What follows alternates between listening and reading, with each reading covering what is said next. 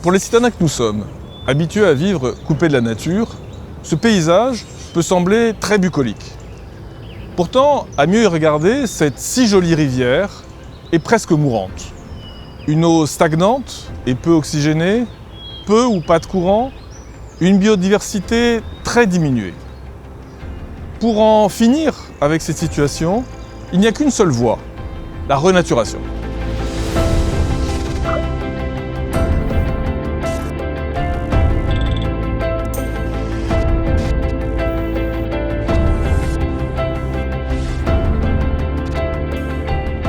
Renaturer une rivière, artificialisée depuis des siècles, ne se fait pas en claquant des doigts. C'est un projet de longue haleine qui nécessite du temps, de la réflexion, de la concertation. Pour en parler, je vous invite à rencontrer Sandrine Lefort, qui au SIAGE assure la responsabilité du projet Renaturation.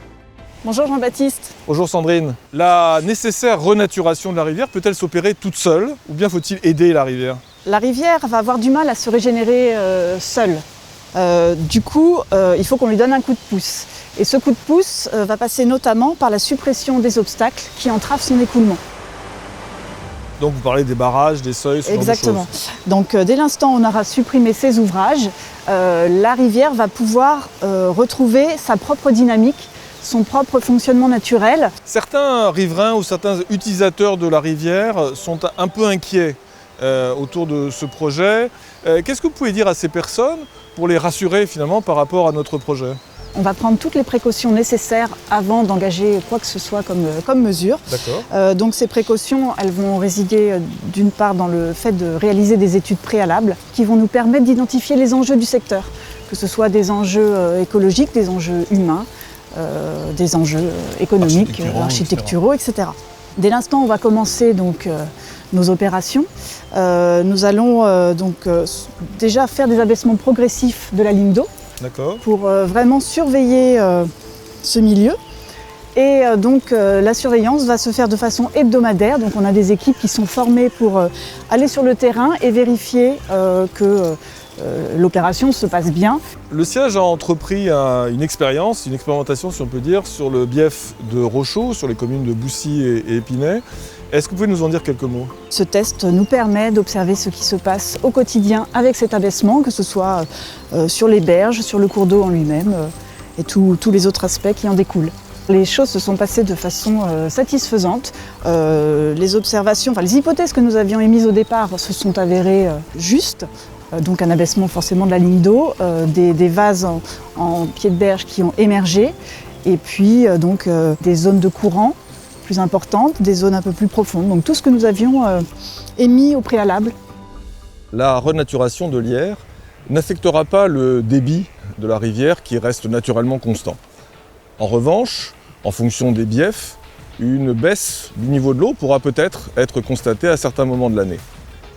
Les adeptes de la pêche, certains en tout cas d'entre eux, s'inquiètent de cette baisse, y voyant un risque possible pour la pratique de leurs loisirs. Ce n'est pas le cas de tous les pêcheurs, et notamment de Wendy Weiss, qui va nous expliquer pourquoi. Wendy, donc vous habitez Soignolles, où le barrage qui est un petit peu plus loin s'est rompu il y a maintenant un peu plus de 3 ans, et je vois que vous continuez à pêcher. Oui. Donc malgré cette renaturation, on va dire un petit peu involontaire, la pêche est toujours possible. En 2015, quand il y a eu la suppression du clapet, il y a beaucoup de pêcheurs qui pensaient que la pratique de la pêche serait plus possible, qu'il n'y aurait plus d'eau, qu'il n'y aurait plus de poissons, etc. Et finalement, ce n'est pas le cas puisque, comme vous dites, je continue de pêcher. Effectivement, on n'a plus l'effet de plan d'eau qu'on avait avant, mais on a une diversification de la rivière. On va avoir des zones plus rapides, des zones moins rapides. Et du coup, ça va intéresser différents types de pêcheurs qui utilisent différentes techniques. Donc toujours possible. C'est ça. D'accord. Merci Wendy. De rien. C'est à l'aval de l'Yerre. Le projet de renaturation est porté par le SIAGE. À Soignolles, suite à l'effondrement du clapet, c'est la Fédération de pêche du 77 qui pilote un projet du même type. Preuve s'il en est que pêche et renaturation ne sont pas incompatibles. Bonjour messieurs. Bonjour.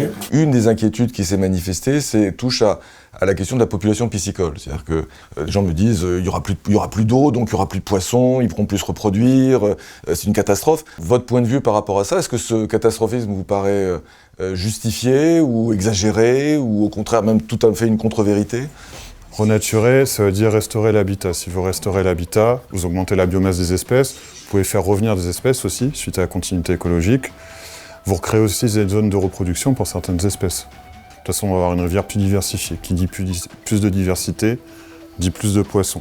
Après, on pourra avoir justement des sites avec différentes méthodes, des alternances de profond, de rapide, de profond, de rapide. On retrouvera la plupart des espèces qui sont aujourd'hui pêchées en continu, va améliorer et va enrichir globalement la rivière tout en permettant la continuité de l'ensemble des usages. Lierre, on l'a prouvé d'ailleurs dans l'étude qu'on a fait, toutes les interventions humaines qu'il y a pu avoir au niveau des travaux, enfin le degré d'anthropisation, on va dire, qu'elle a subi, fait que cette capacité d'auto-restauration, d'auto-renaturation, elle ne l'a plus. D'où l'importance derrière d'accompagner la nature justement pour qu'elle se renature. Parce que sur Lierre, on n'avait plus du tout cet aspect-là. Okay. Il y a une part de résilience qui existe malgré tout, mais il faut quand même la favoriser, en tout cas l'accompagner, le petit coup de pouce qui va permettre aux choses de fonctionner normalement. Il faut être très optimiste, puisque on nous amènera à la solution la meilleure, à la fois avec la bonne volonté, pour concilier les usages, la continuité écologique et puis la qualité de la rivière. Bien, écoutez, je vous remercie. Renaturer une rivière, ce n'est pas simplement un objectif ou un ensemble de techniques, c'est avant tout une nouvelle façon de voir les choses, une nouvelle relation à l'environnement, une relation basée sur la complémentarité et la confiance. Il nous faut réapprendre à faire confiance à la nature et à sa formidable capacité de résilience. Bonjour Vincent. Bonjour Jean-Baptiste. Dans le cadre de la renaturation, on l'a vu, c'est d'ailleurs un peu un sujet d'inquiétude pour certains. Si le niveau de l'eau baisse, forcément, certaines berges vont se trouver découvertes et ça risque de ne pas être forcément très très joli au début. Alors, est-ce qu'il faut s'en inquiéter? Est-ce qu'il faut planter? Ou est-ce que les choses vont se remettre d'elles-mêmes de façon correcte? On est parti d'un plan d'eau où il y avait 3, 4, 5 espèces de végétaux où le nénuphar dominait. On a baissé la ligne d'eau, les milieux neufs ont émergé.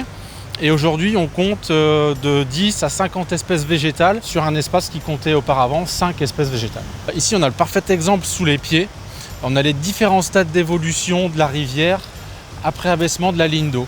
Donc on a une rivière qui est beaucoup plus naturelle, beaucoup plus vivante. Exactement, qui revit, qui s'est étoffée à bien des points de vue. Paysage, faune, flore, vitesse, débit, limpidité de l'eau, diversité de poissons. D'ailleurs, on note sur ce secteur des espèces, pour ainsi dire, bio-indicatrices, qui révèlent une qualité de milieu bien plus intéressante que par le passé. D'accord. Et on voit effectivement que le fond n'est plus envasé, mais qu'il s'est auto-curé d'une façon, auto-nettoyé grâce au courant. Exactement. L'importance des crues sur ce point-ci, sur l'autocurage. Tout de suite après l'abaissement, on avait une nappe de vase un peu partout, d'épaisseur variable, et les crues successives ont lentement décapé, nettoyé le lit de la rivière, et on a aujourd'hui le lit un peu d'origine sous nos pieds. Donc on peut rassurer les riverains suite à un abaissement.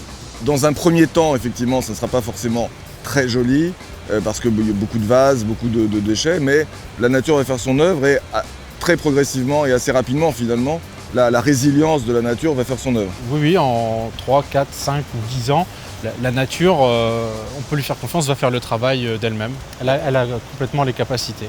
Il faut lui faire confiance. Sans souci, sans hésitation. Ouais. Merci Vincent, merci. Le projet de renaturation de Lierre prévoit l'abaissement, voire la suppression de certains ouvrages régulateurs. Cette perspective inquiète certains riverains en matière de gestion des crues. Cette inquiétude est-elle fondée?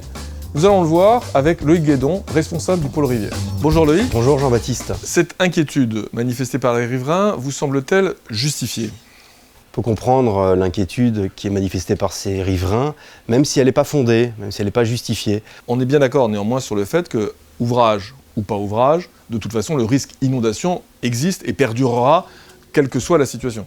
Il est inéluctable, c'est un risque naturel, et c'est pas parce qu'on a un parapluie qu'on empêche la pluie de tomber de toute façon. Il y aura toujours des crues, mais en revanche, on va gagner du temps. Pourquoi ? Parce que l'eau va mettre plus longtemps à monter dans un contenant vide par rapport à un contenant plein. C'est comme si vous remplissiez un lavabo qui est déjà plein, ça va déborder beaucoup plus vite qu'un lavabo qui est déjà vide. C'est-à-dire que si vous rajoutez de l'eau sur cette ligne d'eau assez haute, donc ça va déborder plus rapidement. Ça va déborder plus rapidement. Alors que dans l'avenir, où la ligne d'eau sera un peu plus basse, forcément, on gagnera du temps dans le remplissage, entre guillemets, si je puis dire, de ce bief. Oui, quelques heures, mais souvent ce sont des heures précieuses pour permettre aux gens, parfois même en pleine nuit, de pouvoir se mettre en sécurité eux-mêmes et leurs biens. D'accord. Merci Loïc. Je vous en prie. Depuis toujours, l'homme a vécu au milieu de la nature, puisqu'au fond, il est lui-même un élément de cette nature. Mais avec le temps, le progrès, l'évolution de notre société, l'homme a oublié cela et a pris l'habitude de vivre contre la nature, comme si celle-ci était notre ennemi ou notre esclave. Il est temps aujourd'hui de réapprendre à vivre avec la nature et de passer avec elle un pacte. Sans doute sommes-nous des animaux un peu à part, mais cette singularité, si elle ne nous donne aucun droit, nous crée en revanche un devoir, celui de protéger cette planète qui est la seule où nous puissions vivre.